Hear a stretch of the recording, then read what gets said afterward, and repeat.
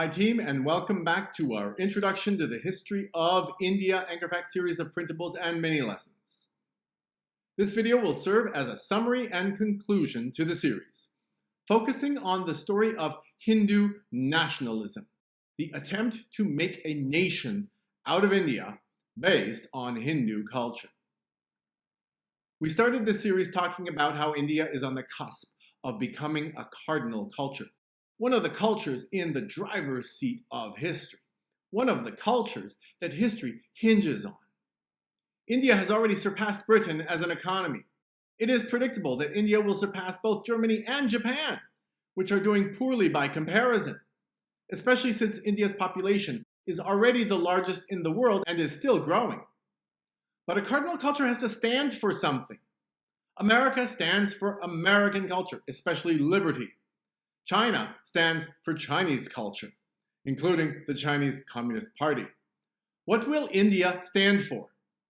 The goal of the current leader of India, Narendra Modi, is to make India into one great nation based on Hindu culture. He is the leader of what is called the Hindutva movement. Based on Indian history, however, it is clear that this is a difficult idea. India has been independent since 1947. But it is still a country that is post-colonial, which means it's a country that is still focused on building itself up in an independent way, but hasn't really succeeded yet. Why not? The answer is that to make a new and fully united version of India is a very difficult job because India was never united in its history, and that its own culture does not even have an early history apart from others. Indus Valley civilization, the most ancient Indian culture, has no history to speak of. We know it existed because of archaeology, but the best we can do for a date to mark it is BC. There is no way to be more precise. The first historical date in Indian culture is the invasion of Alexander the Great, circa 327 BC.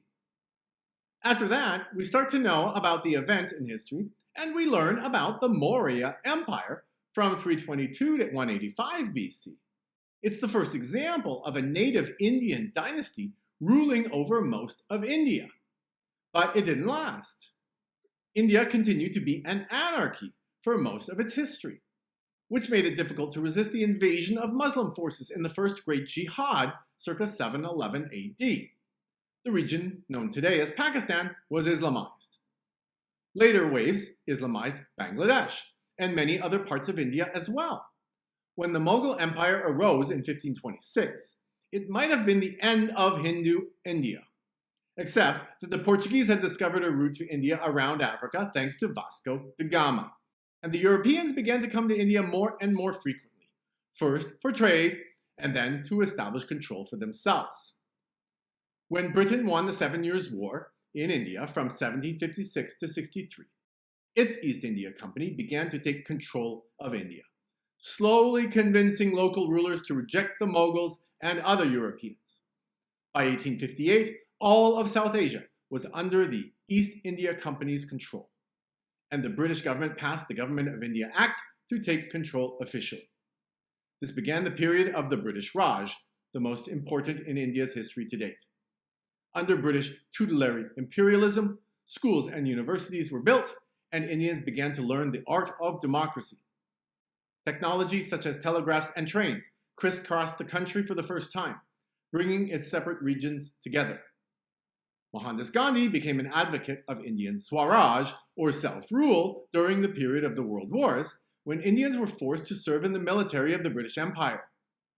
Gandhi practiced satyagraha, or non-violent resistance to British control, by advocating that Indians make their own clothes and harvest their own salt. He also organized the Quit India movement to convince people not to fight in the British Army. Did he succeed? We know that India became independent in 1947, but as we said before, the truth is that the British simply didn't have the ability to maintain control of their empire any longer. They were exhausted. Their final important act was to partition India into two countries, India and Pakistan, to try to prevent the oppression and massacre of Muslims in a new Hindu nation. Ever since that time, India has struggled to define its identity. The first great challenge for India was not to get caught up in the Cold War between America and Russia. It could too easily be controlled by either one of these superpowers and not be able to chart its own course. India was one of the champions of the non-aligned movement, nations that did not want to choose sides, nations that wanted to be on their own side. To be strong enough to do that in the modern world, India decided to develop nuclear weapons for itself. The Smiling Buddha nuclear test of 1974 announced that India was a nuclear power. Its enemy, Pakistan, surely had to do the same, and did. India had helped Bangladesh, which was previously East Pakistan, to break away. India and Pakistan continued to fight Indo-Pakistani wars off and on, especially over Jammu and Kashmir. And they just fought a small one as well in 2025. Basically, India and Pakistan are stuck in a Cold War of their own. They can't afford to fight a big one, in other words, a nuclear war, because they would all die if they did so. So they do what they can to avoid it. If they can avoid wars and keep growing their economy, India will become a cardinal culture. It will be one of the world's most important countries. Will that mean India will be a nation? I certainly think it's possible, but it won't be possible without democracy and technology that came to India thanks to Britain. If India is able to stop being upset about its colonial history in the British Empire, then it can stop being post-colonial and just be itself. I think that time is near. Thank you for joining me in this introduction to Indian history. Coming soon, the history of Europe and the history of Russia. Bye for now.